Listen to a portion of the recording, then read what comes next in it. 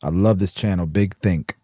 Big Think. A high-performance mindset requires being eager in the face of the mundane and the vexing. Part of the challenge of understanding this is simply that we see the products of success. And so you might see an NBA player at the peak of their career doing something amazing. You might see a captain of business handling with aplomb the challenges of their work. But you don't see the precursors to that. Training in basketball, for me, was so boring. I remember doing entire sessions that were just me catching a ball, doing a pivot, pivoting back, passing the ball for half an hour. But that's what you need to be able to tolerate if you're trying to achieve something remarkable, because it comes through handling stuff that frustrates and confuses you, and it comes through repetition ad nauseum of things that seem small and unimportant until they're combined. Hello, my name is John Amaechi. I'm a psychologist, a professor of leadership at the University of Exeter Business School. I've written a couple of books, including The Promises of Giants, and I used to play basketball in the NBA. So I wrote in my school yearbook that I was going to earn a lot of money and play in an NBA team. It was a stupid teenager's kind of goal, and something so rare in terms of Britain. Everybody told me it was ridiculous. Everybody told me it had never been done. Everybody told me that a fat kid from Stockport who liked eating pie and reading books was hardly a candidate for the world's best basketball league. But to me, it was compelling. So I dedicated myself, my young life anyway, to trying to become an NBA basketball player. I played for a year in England before I wrote 3,000 letters to American high schools. Damn. I received 3 replies, 2 of which were no, and ended up going to a school in Toledo, Ohio, where a coach, Ed Heinchel, took care of me for a year. That's and cool. Guided me to Penn State University. And then I broke into the NBA. I didn't get drafted, so my success has been lumpy, but that's probably the way that it is for most people. People make the mistake of thinking that I am a basketball player that is now a psychologist, and that is not true. I knew at the age of 7 that I would be a psychologist, so I was always a psychologist who played basketball for a time. Studying for a doctorate while you play in the NBA is not as hard as people think. There is an inordinate amount of downtime as a professional athlete. Hours where you're in a plane for you to do stuff that might energize your brain, and so that's what I did. I had a distance education, and I studied while I was in transit.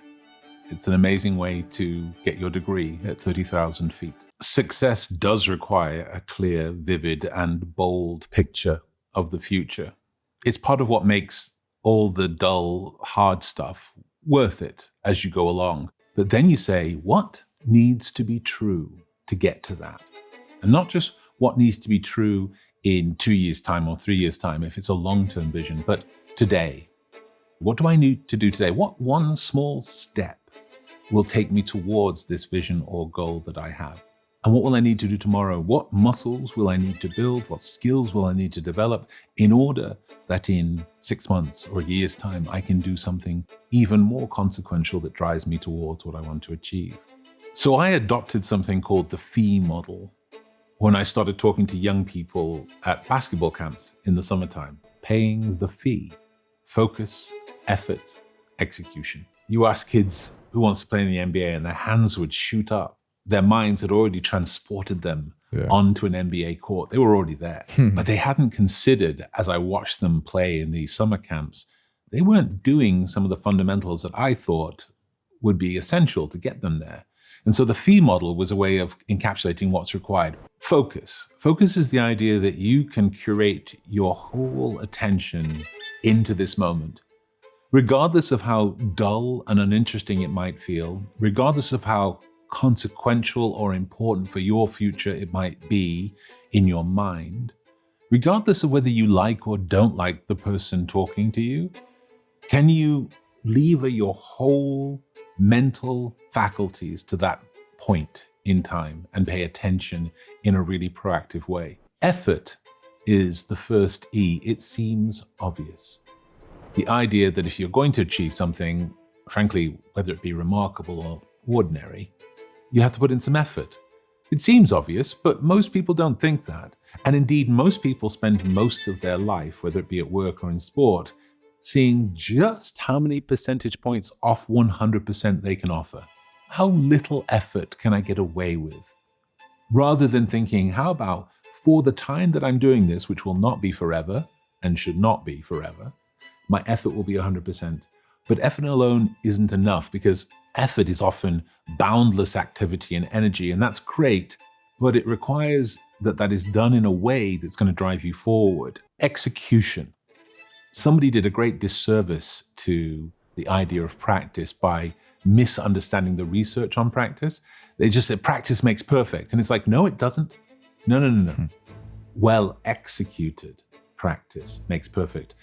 Practicing in a way that is very conscious of the right ways of doing things, of the structures that must be in place, of the movement of your body, of the activity of your brain. That's a really key element of success. And that's the fee, paying the fee. The first question that kids would be interested in asking me is, have you ever been dunked on? And I'm like, of course I've been dunked on. My first game was against Michael Jordan. Yeah, I've been dunked on. Oh my God. If you haven't been dunked on in whatever context you're in, you set your sights too low, because that is an inevitable part of challenging yourself to meet and then stretch your potential. And when bad stuff happens to you, you're allowed to be down for a bit. People think resilience is this idea that your performance is here and something happens to you and your performance stays here. And that's not what resilience is. It never has been. Resilience in the face of setbacks is the idea that here you go, something happens and there's a dip. But resilience is the idea that you recognize this setback is a part of your achievement pathway, and you're going to return and maybe even exceed your previous performance despite it. You learn from those experiences. But more than that, they are just going to happen if you have ambition. One of the reasons that setbacks are often disproportionately negative for people is because it sets off a cascade of voices in their head. You were never any good. You'll never be any good. This is just a sign of your failure. And they echo around you. And I encourage people to remember a couple of things. One, the voice in your head is not you. You are listening to that voice. That's you. That voice in your head is not you. It is a Frankenstein's monster of all the disapproving looks, all the unsupportive managers or teachers, all the friends who told you that you couldn't possibly achieve this thing that you wanted to achieve. It's a Frankenstein's monster that has only one purpose, to make you feel bad. And we need to treat it like what it is. It's a heckler in your head. If any of us, with our brilliance, all the stuff that we really do well, our jobs that are complex and sophisticated, if we walked along the street and a random stranger, perhaps hanging from a scaffold, yelled at us, "Oh yeah, you're not prioritizing your strategy correctly," you wouldn't look up at them and say, "Oh yeah, you make some good points." You'd recognize that this is a detached stranger with no goal other than to make you feel bad, and you would ignore them. And that's what we need to do, ignore them. And if you do struggle with this, remember that the heckler responds badly to really smart questions being asked. "Oh yeah, you're going to do terribly in this next speech." Why do you say that? You can literally ask the voice in your head, why do you say that? And it's amazing how silent it will become. Because in your head, you have evidence of times you've succeeded in exactly that circumstance. In your head, you have evidence of all the work you've done to get to this point and be capable in that moment. And the heckler falls silent. If you want to achieve something extraordinary, you have to recognize that rarely is that achieved alone. You need to build a group to go with you. Who's going to help you on your quest? No good story about achieving something remarkable is just one person trudging with their own thoughts. It is Facts. Lots of often unexpected roles around you. Some of them are always with you, and some of them appear and disappear in different contexts. But who are you building around you? Who's your tribe that's going to help you do something remarkable? I've had that my whole life. My mother, while she was alive, and even now. I love that. Who's your tribe that's going to help, build something remarkable? As a guiding force for me. It's not easy to keep, a tribe together. And it's hard to build on a tribe. Especially if somebody already has their own tribe. You can't force people that already have a tribe to buy into what you have going on, right? And every tribe kind of needs their identity, their beliefs, and what brings them closer. but you definitely need it takes a team to build something remarkable. Absolutely. If you want to do that, right? My sisters, two very different people, but with skills and perspectives that has often slapped me when I'm being morose and cynical, as they do lift me. Who are these people who are going to see that vision of yours and hold you to it? In those moments when you doubt, in those moments when you're deciding it's too much hard work, who are those people who will support you? Build that group of people. Big bars. They will help you thrive. They don't detract from your success in the end. You don't need to deny that they ever existed, because only a fool believes that success achieved alone is real. Get smarter, faster, dog with was in videos his from bag. the world's biggest. Yeah, I like this channel a lot, man. Big think. Shout out to them boys, man. I gotta tell you, bro, like, you know, it's insane how the people that are in your life throughout your life, you know, they become key players in whatever. If you're a big dreamer, you have to walk that dream. Like, you have to represent that dream. People have to know this guy is up to something.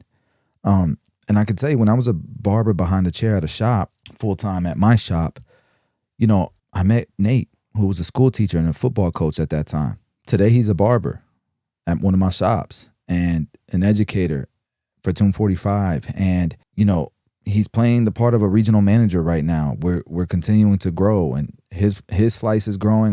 The pie is growing, so his slice is growing. A rising tide raises all ships. Then you had Dre. He was a walk-in, became my client. He was a general manager at Champs Footwear at the time, and he left Champs and worked full time for Tune 45 for my company, and now he's a partner in the company. I can go on and on and on. It's insane, man. Like, I was at the Orlando premiere, which is the biggest hair show in the world. I don't know if it still is, but it was at some point. And a childhood friend, high school friend, like I'm talking about a right-hand man. Like, we was in the streets together. You know what I mean? Like, he pops up all of a sudden. He's like, bro, I'm graduating barber school soon. I'm gonna be a barber. It's just crazy, man. It's you never know, bro.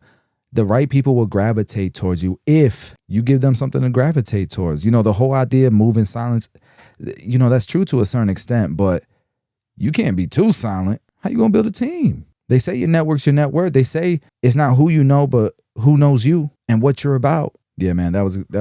That was good.